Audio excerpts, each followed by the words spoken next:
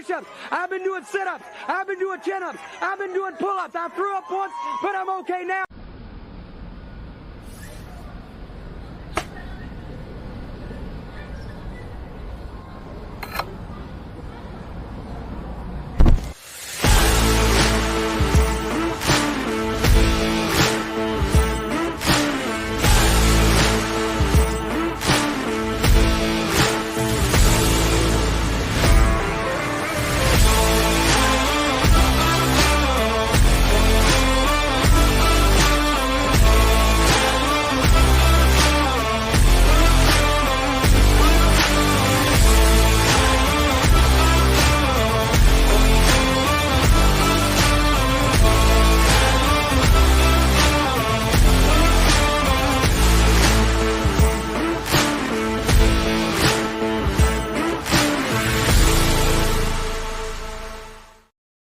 What's up, everybody? Welcome to a Monday edition of the Ysn Power Hour. DJ Oakley with you alongside Richie Giuliano and the legend himself, Mr. Antonio Romono Jr.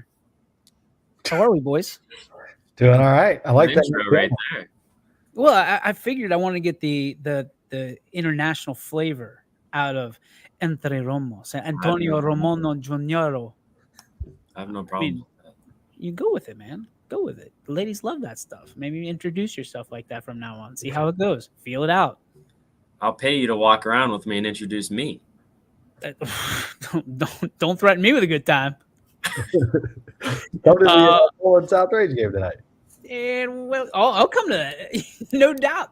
You could be our sideline reporter. Go! No. Antonio Romano Jr. Just go, and we go on and on from there. That's how it starts. That's how it finishes. And everything is Antonio Romono Jr. Anthony Romo, for short. So, boys, a big weekend over the weekend. Started on – we have Thursday games? No, we didn't. Nope. We had Friday and Saturday games. But some big Friday games. We're going to get to the power rankings in just a little bit in a new segment called What I Learned over the weekend. But it all starts this show starts off with On This Day in Sports History. Here we go.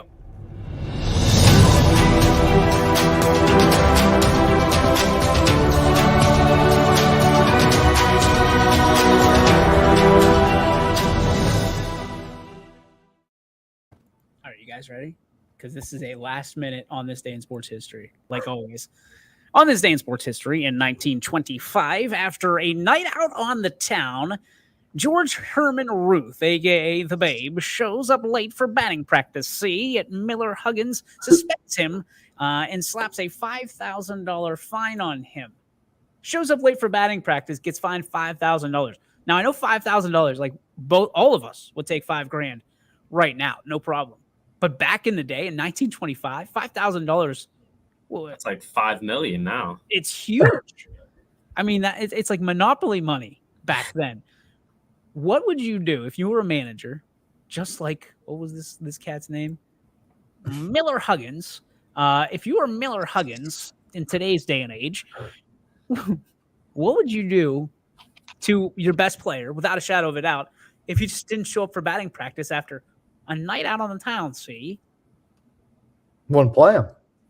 That no suspension, you just wouldn't play him? Not that night. Not that night.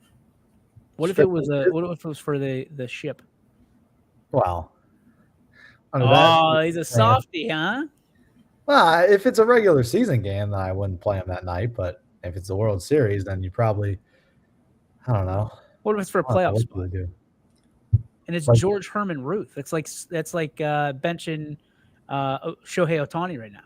Well, the Yankees had like 17 other Hall of Famers on that team, so I feel like I'd still like their odds. And the Yankees were just kind of like, I mean, that's why they're the Yankees, right? They just have everybody. I do actually have another this day in sports history. Go for it. It's pretty recent. Uh-oh. It was actually 1 year ago today that Bishop Sycamore gained their fame. They faced off with IMG at Hall of Fame Stadium. That was a year ago today. Will we and ever now see HBO's making a documentary on that team. On the team? Yeah, it's called BS High. Wow. We called that before. Remember, because it said BS. We You got to called go that. to EPO and put down that copyright tag. Yeah, We'll have to go find the text. We'll have to search it somewhere. Will there ever be another Bishop Sycamore? You might have saw I one. thought there might have been one a few weeks ago in Foothill when we were seeing some of their guys, but they were fully legal. That was what's. I mean, you guys remember the heck was that the guy from Notre Dame? Manti Te'o. Yeah, his girlfriend. What was a crazier story? Manti Te'o and his Manti girlfriend, Te'o. or I'll Bishop tell you Sycamore? I'll tell you what, DJ. You need to watch the Manti Te'o doc. I got Richie onto the first episode. It's so I just good. watched It's the on second one last night. It's wild. Is it Netflix? Yeah, it's Netflix. Sons of guns. But I mean, Bishop Sycamore, that's going to be an interesting tale because that was week 2, obviously, and they played Hoban week 1, so I'm sure Hoban will get a little bit of a shout out there. What's a documentary that you'd want to see? I know we asked this question last year, maybe even 2 years ago, whenever the Jordan one came out. What's a documentary you'd want to see about a team around here? 2016 Cavs. Here. Goofball? That's okay. High school? Yeah. I think I could name one that we were both just talking about not too long ago, the rise and fall of that, but we'll stay with of who?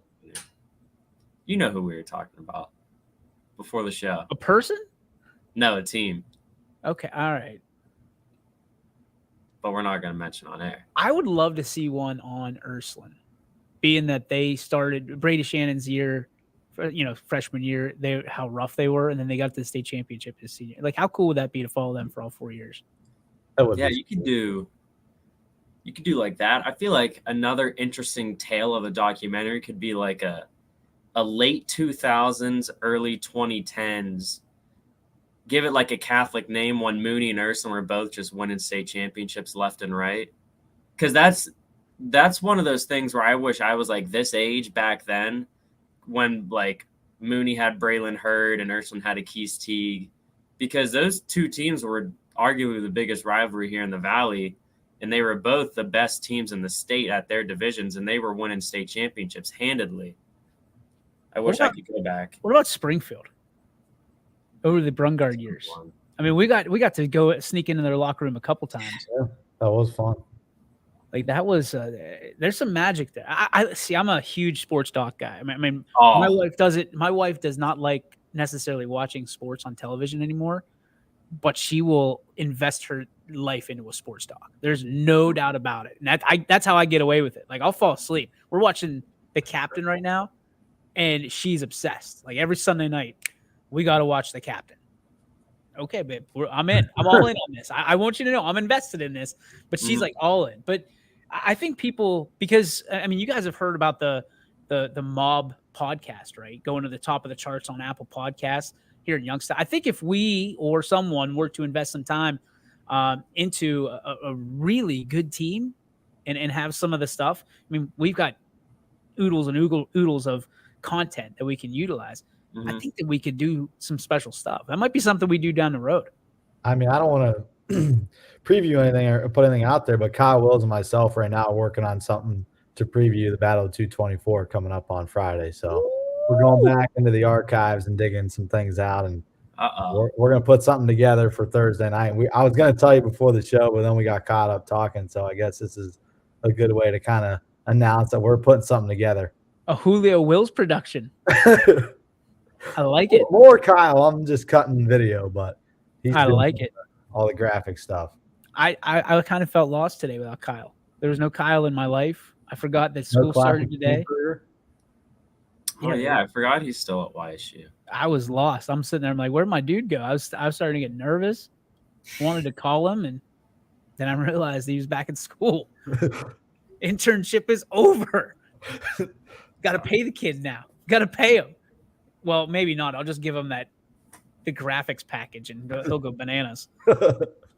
Let's flip the switch here a little bit, boys. So, a lot of games this weekend. You know, we can run down them all. We can run down a few. I'm thinking more of a few and just really dive into them. What games really stood out to you over the weekend? Richie, we'll start with you. I'll kind of preview my game a little bit later in Jackson Milton and Newton Falls because it was a 2-point game down the wire. But one game that stood out to me and that we all picked across the board in our pick'ems was Struthers and Geneva. That game stood out because everybody picked Struthers. Nobody thought Geneva had a shot. I was talking to some of the 4-4-0 and goal guys before the season even started, and they even said this is going to be a really down year for Geneva. And they were playing some really good teams to start the season around this area because Geneva starts off with Struthers. They're going to take on Springfield, and then they're going to take on Kirtland in a few weeks as well. So they're taking on a very tough schedule, and they were saying, I don't know why they're doing this because they're a little bit down this year. And then they came out and they kind of beat up Struthers after a good week 1 victory. So that was kind of the game that stood out to me throughout the week. Roma, how about you? Hi, I'm Dan, founder of Pretty Litter. With the help of veterinarians, What is that? I set out The to founder of Pretty Litter? Oh, that was me. I was on Geneva's site. Pretty Litter? Anyways, What are you looking up? It's just a Mac Preps ad. Richie wants a that's cat. the word. I would always get stung by those last year on the Pick'em days. I'd have Max Preps pulled up and it'd always start playing ads. Yeah, it's on But- prettylitter.com.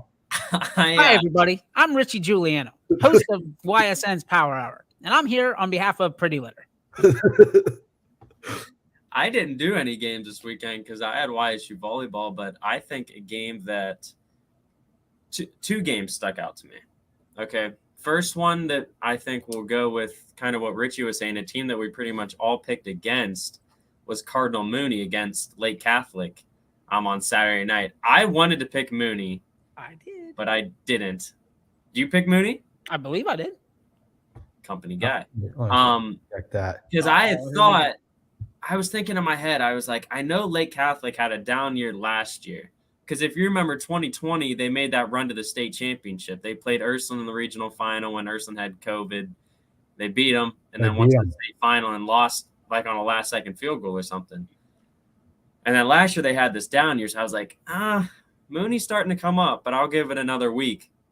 Mooney beat him. I think that's a huge win for that Mooney program too, because Lake Catholic's it's a pretty big name here in Northeast Ohio. I would say Mentor Lake Catholic. They play a very tough schedule every year, and I think that was a big program boosting win for Mooney. And then another game that I was just like, wow, was Fitch against Canton McKinley. We know Canton McKinley is not an easy ride-in. I believe they have the most wins out of any high school in the state of Ohio all time. They have like 900-something wins.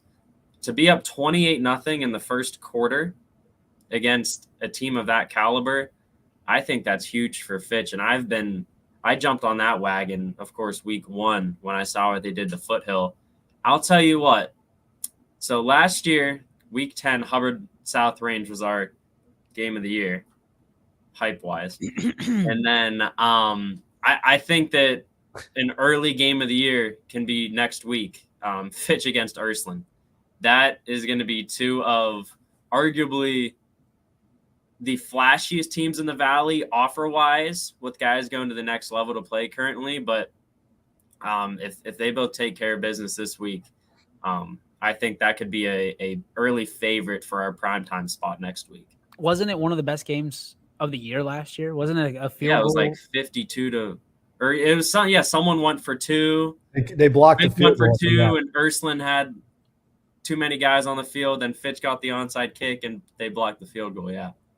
They blocked It was the field bananas. goal, yeah. It was bananas. And I don't think it's going to be any different this year. I think there's going to be a lot of points. You got kitty litter going on? It's Pretty Litter, okay? There's no pretty litter over there. That's just kitty litter. We're going to pay the bills. We're going to do it right. Someone's got a vacuum going like next door. It's weird. It just started bouncing off walls. Let's go. Craig and Eric say also the Ursuline-Farrell matchup will be insane on Farrell's new turf.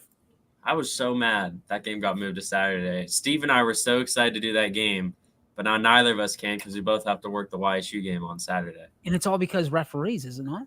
Yeah, PA has a real bad referee shortage. There's been a multitude of schools in District 10, which is all of Mercer County and a few Lawrence County schools.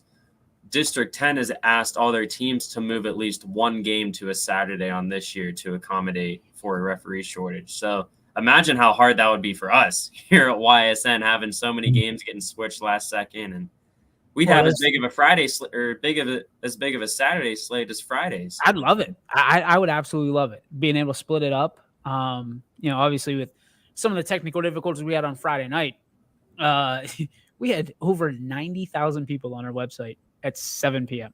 and it just went straight down. Wasn't a whole lot we could do, boys and girls. Like there wasn't much we could do. I'm getting text messages in Cleveland, and I'm like, I texted Brian. I said, "Did you turn off our website on purpose?" He goes, "No." I said, "Neither did I. But nothing we can do. Control your controllables, right?" We got it back on, and now we're scaling up our server and doing everything we need to do with the good help from our friends at iSynergy, who have been supporters since day one. They were able to rectify the situation. I want to thank Steve Cross and Nick Miller and the whole team over there for making sure that it came back on. Like, it is what it is. There's nothing we did on purpose. We have a product that people like to watch, and sometimes a lot of people like to watch at the same exact time at 7 o'clock, and it was like 38 seconds. All of a sudden, it was like down. Yeah, that server better be ready tonight, because rumor has we might be expecting that many watchers for Poland South Range girls soccer. Listen, it is ready for you guys. We're at 3% capacity right now. I'll give you guys all 97%. You can have it. Go for it. Go wild. Antonio Ramono Junior. What's your middle name? Matthew.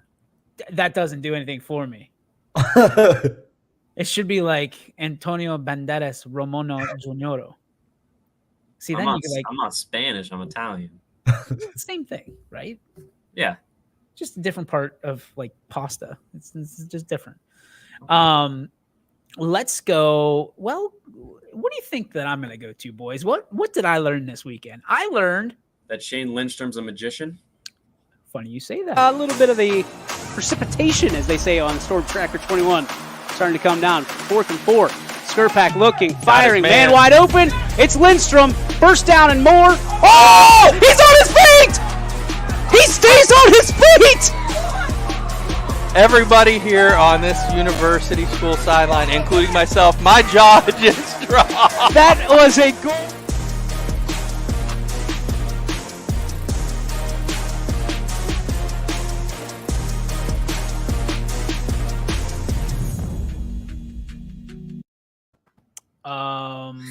Believe us or not, that was not planned. What? No, that wasn't planned. That was a great segue. But how? First off, all right, we're gonna start off with a little. First off, how in the bloody what do you even do that? So we're in the booth.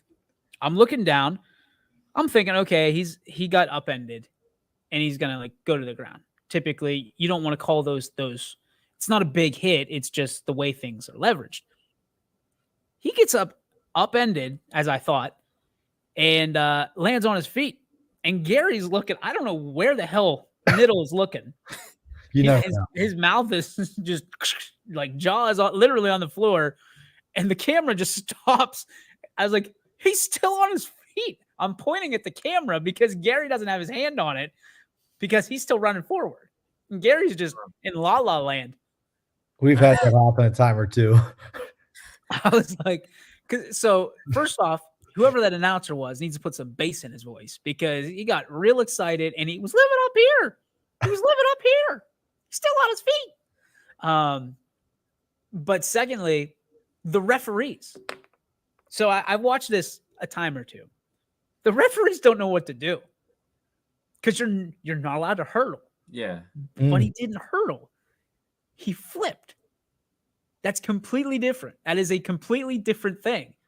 Look up the gymnastics rule book. You'd have to break it out. A flip, it's actually described as a front tuck. Is not a hurdle. Like you can't front tuck over hurdles in, I don't know if you can or not, in like track. But it's a legal play. They threw the flag, backed up South Range 15. I don't care. Still want to actually? Yes, they did. You should have went down there and told them that's not a hurdle. That's a front tuck. If I'm a referee and I see that play There is no chance I'm bringing that back. No chance. No, because you're probably going to be on SportsCenter. Yeah. I mean, that has run over 20,000 times on our social media and on our website combined. 20,000 times. You know, people are sitting there pounding their chest about 1,000 views. That thing got overnight 16,000. It was bananas. And I still think it'll end up on SportsCenter. People are still tagging it on Twitter. So interesting stuff. I mean, I don't know how do you one up that for play of the year? I don't know how that game-winning touchdown to Boilermaker. Yeah. The Boilermaker. Win a big game like a regional or a state championship, like at the Horn. What's the craziest play that we have all seen in person? A walk-off grand slam in a 0-0 game in Little League. It was nuts. I'm telling you, it was Canfield was. DJ was there for mine. What was it? Left field, Tigers win. That's right. What? LSU. Go ahead, Richie. Oh, LSU. Penguins. That's the biggest play. We had it bagged up, and then we got bagged. My craziest might be, I think it might be Boilermaker. Has to be. Are you kidding me? I'm trying to think, is there anything in my life that has ever dropped my jaw like that? I don't think so. I think the way that you guys handled that situation, like that was a whole thing. That was a whole thing. Oh, there's a lot of new viewers here. They don't even know about that. I wish I still had it. We had it. That was ages ago. I wish we had it. Because it wasn't just the play itself. It was Jamie holding the laptop. It was where you were at, facing the field, and I'm peeking to the side, making sure it's looking the right way. And to get the best part of that whole story was Ackelson being the veteran he is and giving you guys the props you deserved in that moment. Because you guys that was your second year, I think. Yeah, that was our second year together. That was that was only like our third Springfield game because we didn't start with them until the playoffs that year. That's a welcoming gift. That was unbelievable. I mean, there's been so much. Like I tried to do this in the summer is like, what was my favorite YSN moment that we've ever, the Grand Slam, like a 0-0 game through 6 innings and then a walk-off Grand Slam. You just never see that. Like you don't live to expect it. Mason Naraki, who is now a freshman, sophomore, one of those two. I think he's a freshman. I mean, that's going to be fun. Those guys to come up from that standpoint. And I'm really interested about the Canfield side of that because those Canfield boys are going into a pretty damn good program, with some guy named Gary Niddle and staff who we're not even going to get into Nitz. Nitz is lighting up the group me right now. Nitz is top 10. He won't give us a top 10, but he'll tell us we're wrong. Count them down, Nitz. Speaking of guys, that's a perfect transition right into the power rankings here for the week and taking some heat over it already. But listen, we're here for it because at the end of the day, these power rankings are voted on. It's impossible to get them right because most of these teams will never play each other. You know what I mean? Like D5 playing a D2, just never going to happen. What did that say? I missed it. Who do you guys think has the best chance in the NE8 to beat South Range? I would go with Gerard right now. That team's dangerous. I mean, Jefferson's kind of a sleeper right now. That's what I'm saying. There's a lot of teams. They got a good quarterback. How many people picked Poland last week? I could tally it up real quick. I think I was the only. There were 3 of us, I think. That's what I'm saying. Like people are sleeping on Poland because of what happened week 1 against Cheney. Cheney's special. There were 5 total that picked Poland. I think the NE8, it's an interesting because you have South Range, then you have Gerard who's been lighting up the scoreboard. Too many people haven't heard of Antoine Gardner yet this year for Niles. He's going to have a breakout game, arguably. Well, I guess I wouldn't say that. He's one of the best running backs in the area. I don't know if we have a pound-for-pound best running back in the area. There's so many good ones. And then That's a good question. I mean, you keep going. Struthers had a setback last week. Lakeview surprising some people. They only lost to Garfield by 10. That's a team that went 0-10 last year. Already 1-1 with a very no loss is impressive, but that's a big game for that program to show where they are. Hubbard, no one's beat them yet. Someone still has to beat them before you can start to say something about the Eagles. They're just winning games that they have to right now.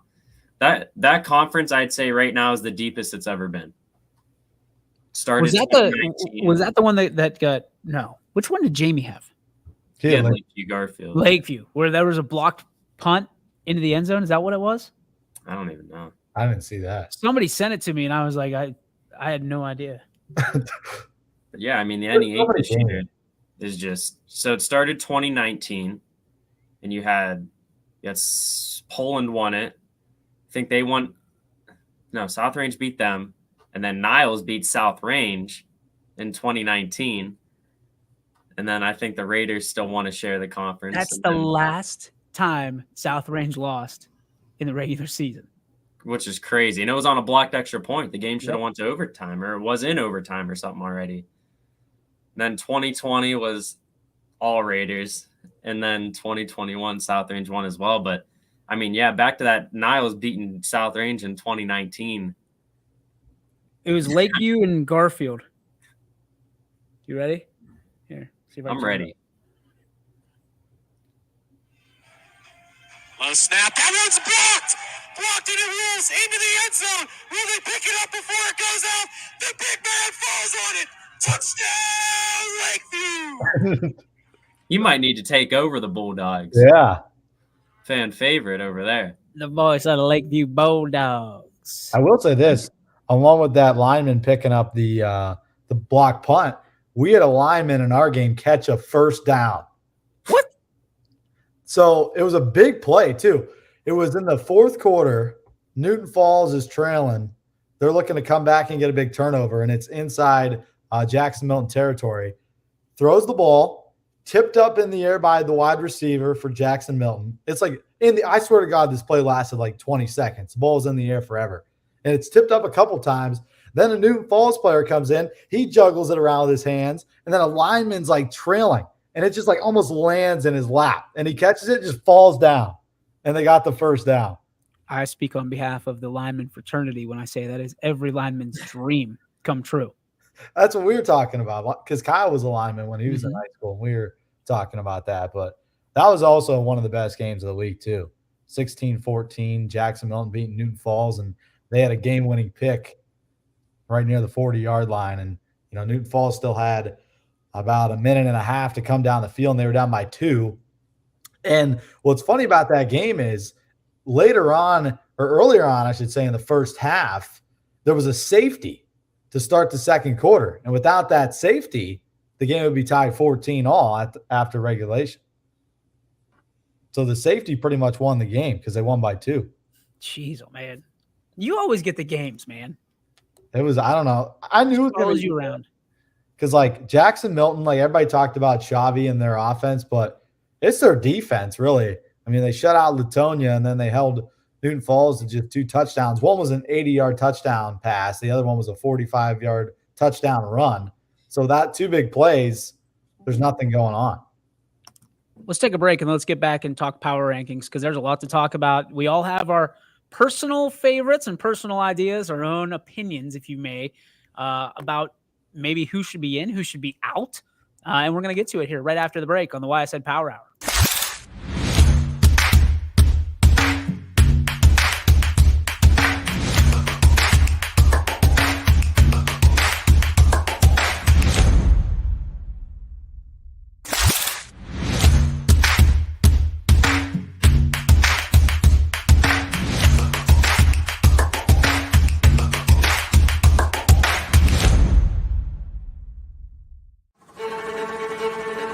Reliability, innovation, scale. These 3 values are those we look forward to in our business and in our team. If you're ready for a reliable employer who looks constantly to think outside the box in big ways, we're ready for you. Apply now. Help us push the envelope and deliver success. Envelope 1. Take that one extra step. Before the lights come on, before the workday begins, before a long day is ended, or it's time to have fun, it all starts with the people at Joe Dickey Electric. From replacing a light fixture in your home to building a substation for your business, no job is too big or too small. The people of Joe Dickey Electric power them all. Joe Dickey Electric, over 60 years of powering the Mahoning Valley. You're not waiting to see what the world has in store for you. It's more about what you have in store for the world. All you need is the opportunity. All you need are the resources of a large university and the advantages of a personalized academic setting where you can experience new worlds in the arts and sciences, business, and education and make them your own. We are where you shape your future. We are Youngstown State University and proud. WRS Wealth Advisors, the area's premier wealth and retirement specialists. Located on South Avenue in Boardman.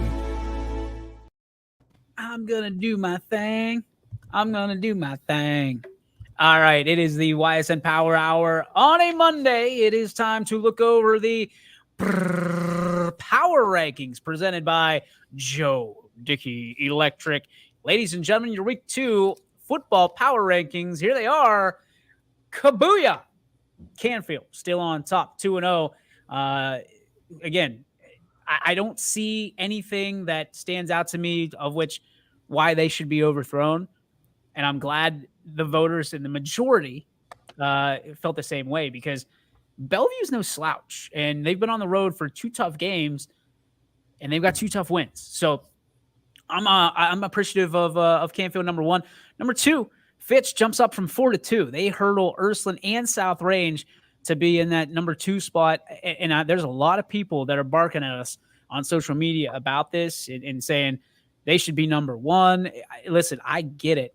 I understand it. There is a point to be made. However, how can you overthrow some of these teams? I'm not in agreement necessarily of South Range being overthrown. We talked about them not losing since 2019. How do you penalize a team that, had beat Springfield and beat University School, which to me are going to be 2 teams that are in the playoffs when it's all said and done, in my humble opinion. Ursuline, they hop over South Range as well at 3. A case can be made as to how impressive they've been in jumping into the 3 spot. I guess they didn't really jump. They just kind of South Range slid. I should be more precise about that. South Range in the 4 spot. Cheney stays saddled in the 5 spot. Warren JFK in the 6 spot. Then it gets interesting, boys. Salem.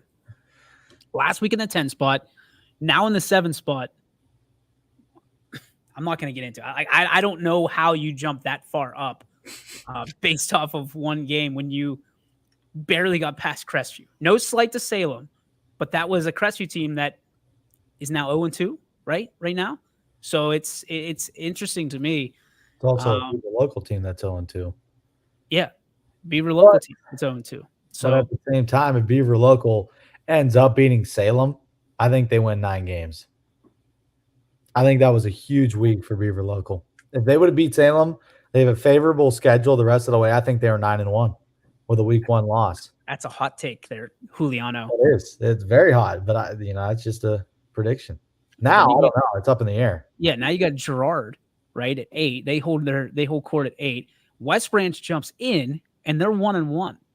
And I think that this is not a slight against West Branch, but I think there's some lovers of West Branch and Drew DeShields. And I'm a big fan, huge fan of West Branch, but I find it hard to believe that a 1-1 team this early should be on the top 10 when there's 2-0 teams and undefeated teams. Louisville being one of them. So what I have to say, looking at this now after checking something real quick, next week is going to be a huge week for YSN. I think that next week should be a huge content week with not only that comment right there, Springfield, Lowville, week 4. Now, of course, Springfield's 0-2, but they've had Lowville's number, so that's going to be a very interesting game next week. Then you look at our power rankings. we talked about Ursuline and Fitch. So 2 versus 3 in week 4 in our power rankings, and also 1 versus 5. Canfield plays Cheney next week. So that is that could cause a lot of shakeup, especially in our top 5. This old boy is going to be what are those snow globes, like at Christmas? Like you're gonna be shaking this thing up like crazy. Because listen, I'm okay with South Range, and like I looked at it and I'm shaking my head. I mean, listen, I'm a South Range homer from that standpoint, right? Mm-hmm. But I didn't feel like they deserved to slide down to 4. I think the quality of wins for Fitch and Ursuline pushed South Range down to 4. It had nothing to do with South Range. Tell me if I'm wrong. No, I'd agree with that. I mean, Fitch being the number 9 team in Nevada, and then Ursuline with their big win over Brookfield in week number 1. But, going down the line, like we talked about, Austintown Fitch, they're going to take on Ursuline. So at some point, one of those teams is going to lose and they're going to slide down. And I think that from Ursuline's standpoint, a game that we talked about, it was a comment, but a game that people may be overlooking this week is their matchup with Farrell. Not too many people may know about Farrell, but that's a team that returns a lot of guys from last year's squad that was a favorite to win the state championship, losing in the state semis. And then if you go 2018, 2019, they won back-to-back state championships in PA. So that could be a really big game for Ursuline this week that a lot of people should be keeping their eyes on. And it's on Saturday night. I know it's obviously rivaling Ohio State Notre Dame, but that's crazy. I think that you guys should definitely tune into our website Saturday night. You have a TV and a laptop or a cell phone for a reason. You can play 2 games at once. That's the beauty of YSN. Here's another question I have for you from a standpoint of, now we've prefaced this before. The power rankings are based on strength schedule, who you beat, who you're playing, stuff like that, right? Mm-hmm. This is not based on could Canfield beat South Range? Could South Range beat West Spring? Like that's not how we're playing this. This is just straight up. These are the best teams right this second, right this moment. That's how we rank them. It has nothing to do with how they would do stacked up if a D2 team played a D7 team. That's just not fair. We can't do that. So we had someone say, well, why don't you do a big school versus small school? That's not fair either, because at the end of the day, you want to see who the top 10 in this area. Like if you have one ticket, like if you're free on one Friday night this year, who do I want to go see? Who's the best team in the area? That's what we're looking at. And all of this is very subjective, very subjective. And I think that people may take this too seriously in a way, because at the end of the day, we may put a team like South Range down to 4 from 2, but by no means do any of us want to see South Range lose or anything. We want to see all 10 teams on this list. I wish we could have all over 50 plus teams in the Valley make it in the playoffs and last for as long as possible. That's the beauty of these rankings. You have, I mean, as you go down the list, you have D3, D2, D3, D5, D3, D7, D4, D4, D4, D7. I mean, these are teams in different divisions, and we all hope that they can make as long runs as they can. Which brings me to a point, because there's some teams that I think we're going to see later on in the year, as some may see them as a surprise. Others may see him as, where have these guys been the entire time? Like a Valley Christian right now, to me, is going to be an eye opener later on, because people are going to say, they're going to say, oh, well, Valley Christian, where'd they come from? They've been here, right? They've been here. Coach Hake and the Battle Hymn of the Republic, they're coming. They're going to be here when it's all said and done. You bet your bottom dollar. I think people are excited for Louisville. I think people look at Louisville this year the same way that people looked at Springfield the last 3 years. What about Garfield? I mean, Garfield got some votes. Garfield's going to be up there soon. I mean, they beat up on Cardinal 38-12. They beat a good Lakeview team 17-7. And look at their matchup coming up with JFK. I mean, Valley versus United week 4 also, as Sigler points out. If they beat JFK this week, they're in. They got to be in. Oh, yeah. I think they have to. I don't think there's a doubt about it. And I think another team that we're going to see up here very soon possibly is Brookfield. I think we could easily see them pop back into these power rankings. They were in the preseason, right? They were the number 3 team, I want to say, in the preseason, or number 4. And they just ran into a juggernaut in Ursuline in week 1. And it just so happened that a lot of teams impress us in week 1 that they fell all the way out, but that's definitely a team that I expect, especially week 7, 8, 9, 10, to be in these power rankings. Amo says the winner of Valley and United week 4 will be in there. I don't disagree. Now, what's crazy is all the voters that we have, they're trying to focus on it, but you can go back in our what is it, group me, and look at all the people that score and all the scores and things of that nature. And you can, I mean, I know I sit there and I'm like, wow, whoa. Like I'll audibly say it on whatever game I'm on. I'll go, wow, that's an incredible score. I mean, Beaver Local Crestview, for instance, Salem Crestview week 1 was the one that caught my eye, and I kept an eye on it. One eye on the game, the other eye on that particular device, and it's fun to watch. I mean, I've never seen anything like it. Sorry, Rich, I'm canceling you out here. Farrell's going to beat Ursuline Friday. It's going to be a game of athletes. That's for sure. There's going to be a lot of athletes on both sides, but I think what that game comes down to is it's another perfect mix for Ursuline. It's like Ursuline Brookfield. Farrell is their 2A now in Pennsylvania, which would be the equivalent to D6 in Ohio. And they're technically, their school size would make them D7 in Ohio. They only got moved up to 2A because of their success factor. But I think that it'll come down to roster size in that game. And what I was telling Richie the other day was when I was looking on Joe Itel, something that really may not help Ursuline out is pretty much what I just said. Even if Ursuline wins this week, Joe Itel is still giving Ursuline D7 equivalent points for beating Farrell. Wow. Yeah, I don't understand why PA does that in their rankings. Why can't they move somebody up just because they had a good class come through? Yeah, I don't know. And it's something that it's hurt a lot of local schools. I won't get too far into it, obviously, because it doesn't matter because none of them are YSN schools. But it has hurt a lot of local schools on that side in the past, getting moved up, having a good team, and then all their kids graduate, but they're forced to move up still. And then they just do not have a good year because they're playing schools that are 2-3 times their size. Just doesn't make sense. There's a lot of dumb rules over there. Like it's asinine. Like their state football championships get moved to a high school this year. What? They got moved from Hershey to a high school. And we had a source that, kind of told us that they were interested in Beaver Stadium, but, Beaver Stadium didn't want to sign that deal because it's grass and they didn't want to chew up the field for Saturday. They do it at Heinz Field for the Whippeals. Yeah. Yeah. I don't know. Heinz Field.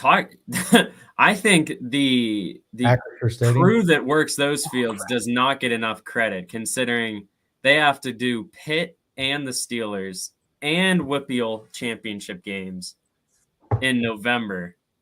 And we all know the weather's not pretty there. Now, Aliquippa is a great they're a great example of that. They really are. CJ talks about Aliquippa all the time. They're just such an outlier of great football, and Sharon played them in the state semis a few years ago in football. I wonder who they'd be comparable to over here.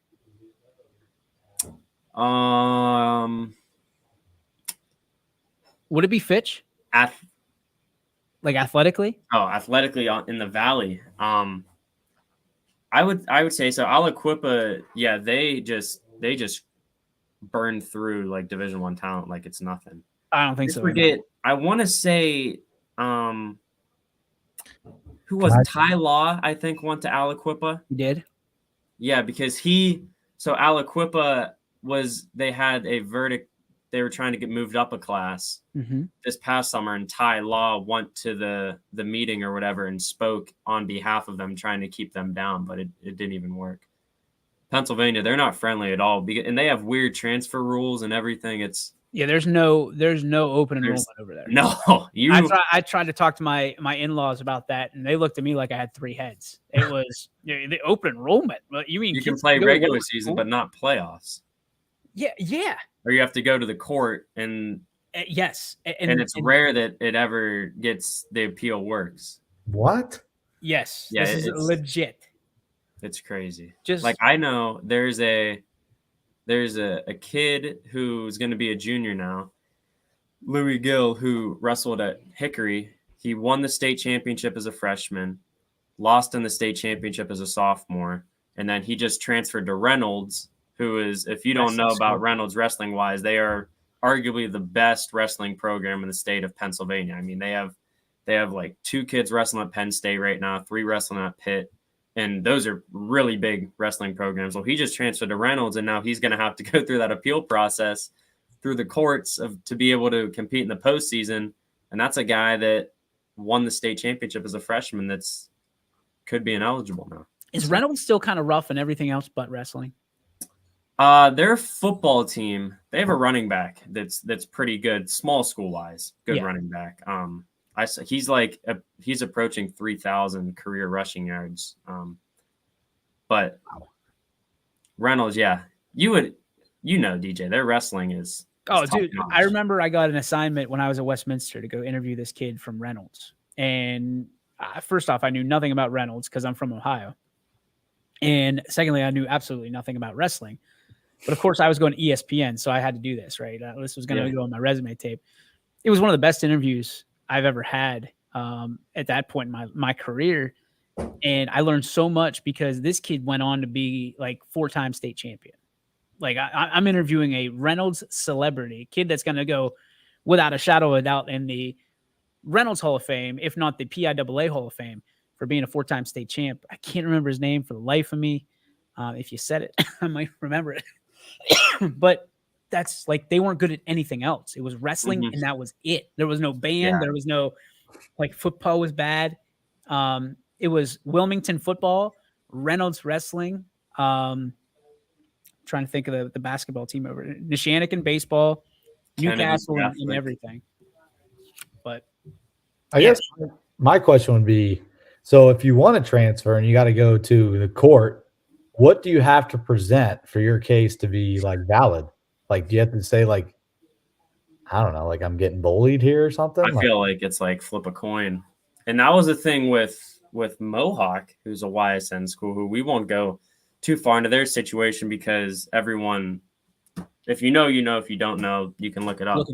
But what's going on there, I saw that the District 10 commissioner has presented that since there's been no elimination of anything, those kids that are on that football team cannot leave to go to another school. They'd still be ineligible because there's no elimination of a season or anything. What are the 2 schools that combined?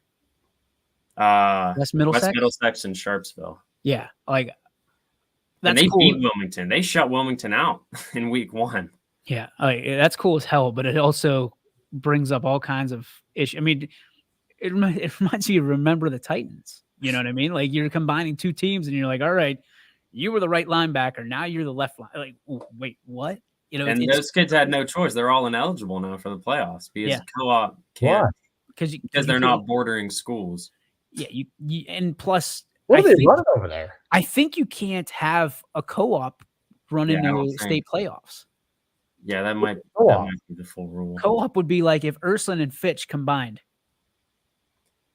Okay. Because West Middlesex's numbers, like they couldn't even field enough players for a football team. But the argument is now they can. now they're all over there, and they're like.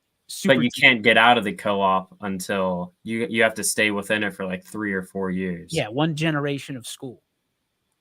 So those kids are screwed. I just don't know what you do. Like whenever that generation comes through, and you're like, okay, you're back to being West Middlesex, and you got seniors, juniors, sophomores, and like. I'll tell you what. Imagine that. Imagine the first time those 2 teams play again when they're not the same school. That's going to be an insane. I would play week 1 that year. Just get it out of the way. Just like, let's go. Oh, that'd be awesome. I like co-op when there's not like. This is a story or topic for another time, but I don't think we're that far away here, guys, from some schools being co-op.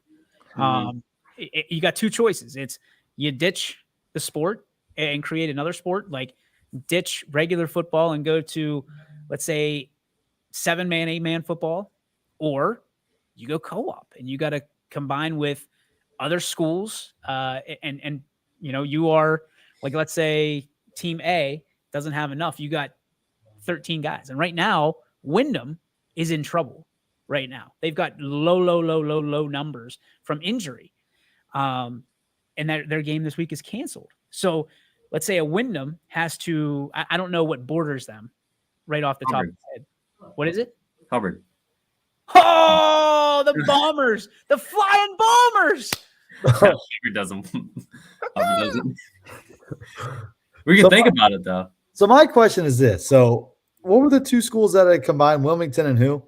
Sharpsville and West Middlesex. All right. So Sharpsville and West Middlesex, they still have schools. Yeah, actually, they faced off in the district championship in baseball this past spring. Okay, so they have their own school. They just didn't have enough football players. So West Middlesex didn't have enough football players, and Sharpsville's head coach came forward and offered that they would combine. But they can't compete in the playoffs? No, not if why would Sharpsville's head coach do that?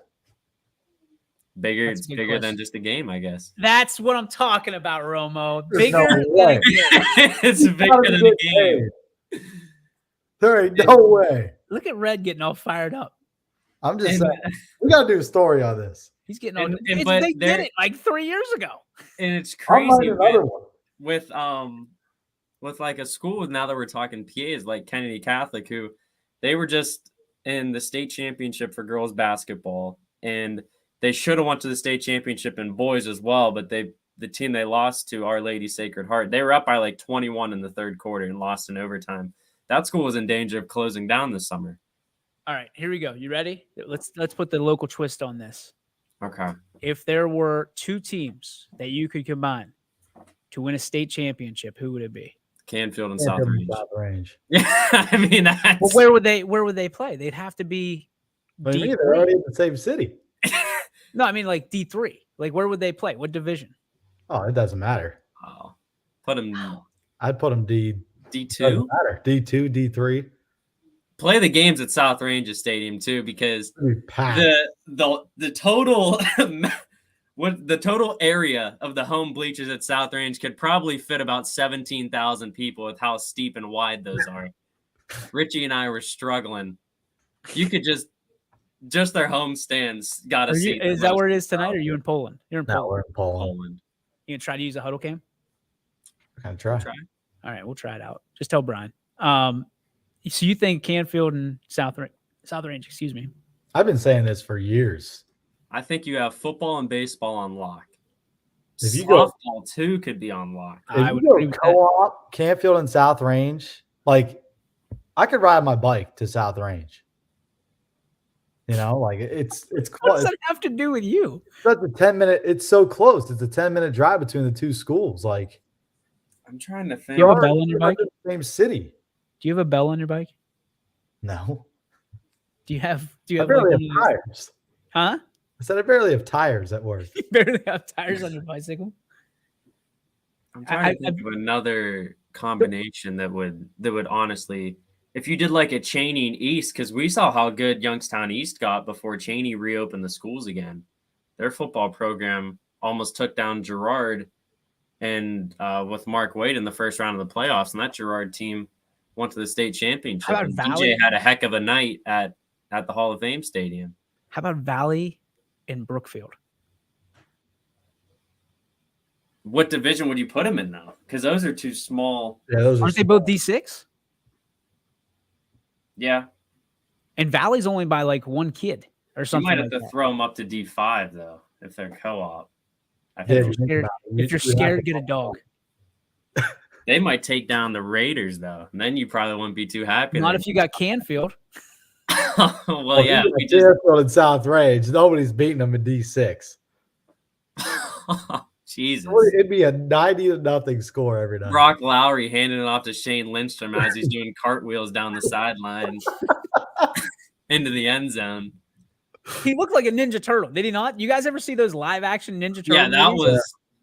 was like was crazy. You got Leonardo jumping over that cat, and he like that poor kid had nothing to do. He just forearm shiver as he's going over top of his head. Then he looks around. He's like, "Oh, there he is." And I was trying to think what school is right next to Hubbard that would make sense. I guess it would be Brookfield. I live right next to Brookfield, basically. What about Hubbard and Wilmington? I wish. Hubbard and Sharon. That's the closest PA school. I'm from Hubbard. My mom taught at Sharon. You can combine those two schools. I don't know, man. Like, this is something you'd want to think about. If you're doing a co-op, they don't have to border, by the way.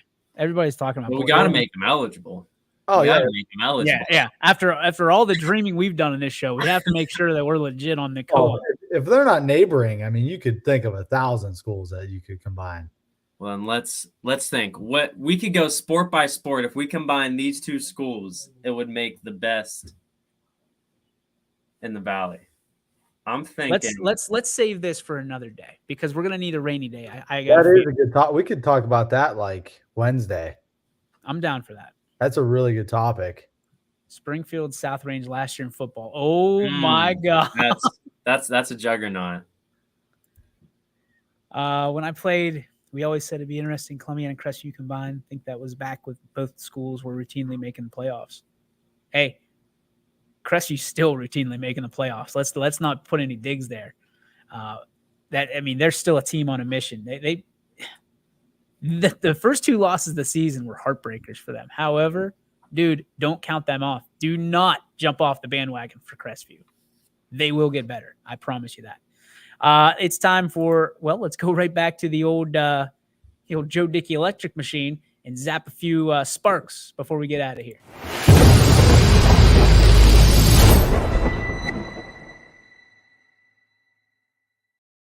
It's the Joe Dickey Electric What's Your Spark presented by our friends over in North Lima. Joe Dickey Electric. Visit them on their campus in North Lima or visit them on the web at DickeyElectric.com. Anything commercial, residential, anything electrical, head over to DickeyElectric.com and get suited up today. Because listen, you do not want to be sticking your fingers in sockets trying to do those, cross off the to-do list for the Weekend Warrior Challenge, the honeydew list. Don't be doing that. Sign up. Get a professional over at your home. Eric Carlson, his team, the best. DickeyElectric.com. All right, Rich, go ahead. I guess my spark is I'm praying to God that this huddle cam works tonight because last time we didn't have the huddle cam working during a soccer game. I was manually picking up the camera trying to avoid the slanted window in Raider country. Still don't know how you guys are able to shoot that. Because I got like the bigger tripod, and you have the same one, right? The big one. So I asked Roma, I'm like, hey, bring your tripod with you, because with the old smaller ones that we used to have, the Amazon ones, yeah, the Amazon ones. I was like thinking that he would have that one, and then he shows up, he's got the same one as me. I'm like, well, this isn't gonna work. I was there maybe for 45 minutes because this was just after we got done with the show. So I hopped over there and I was like, I can't figure out one angle up put this camera at. I tried I got there and he was just moving it back and forth. He's like, I might have it here. Nope. Even if you put it above the second window, you still can't move it past that like little divider. That's why you need a professional like Gary Niddle. I was about to pull a Niddle and just stand on the table. Stand on the chair. Hi, Gary. I think it should work. I mean, get there early and work with Brian on it, but the huddle cam should work. It worked for soccer last week, so it should be good. What do you got, buddy? My spark, I think I got to go YSU volleyball because that's a team that Richie had a lot of struggles with. They won 6-23 last year. Oof. Opened up the year hosting an MTE with Valparaiso, Delaware State, and Idaho. Won their first game against Idaho, won their second game against Delaware State, who won 26-5 last year, and then lost to Valpo in the championship game of the MTE. But that's going to be a fun season this year. I think that it's a bummer that I have to miss some Ursuline Irish games on some Friday nights, but that YSU volleyball squad looks like they're building something special over there. Where are you at on Friday, by the way? This Friday? Yeah. I don't know. What's that smile for? I don't know. My game got moved, so I don't.